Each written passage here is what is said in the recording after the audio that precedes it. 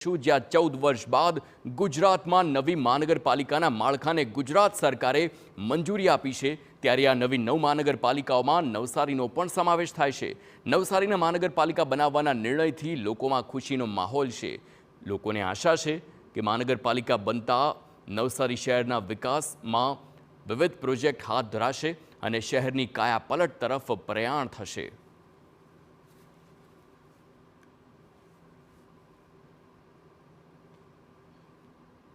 આપણા મુખ્યમંત્રી ભૂપેન્દ્રભાઈને ખૂબ ખૂબ આભાર માનીએ છીએ, સંસદ સાહેબનો આભાર માનીએ છીએ, અહીંના ધારાસભ્યોનો આભાર માનીએ છીએ। સુરત એક મોટું સિટી છે, આ એક એનું પરું થશે। તો સુરતમાં જે મોંઘવારીમાં લોકો મકાન નથી લઈ શકતા એ નવસારીમાં આવશે, તો નવસારીનો વિકાસ 100% થવાનો જ છે અને 100% થશે જ।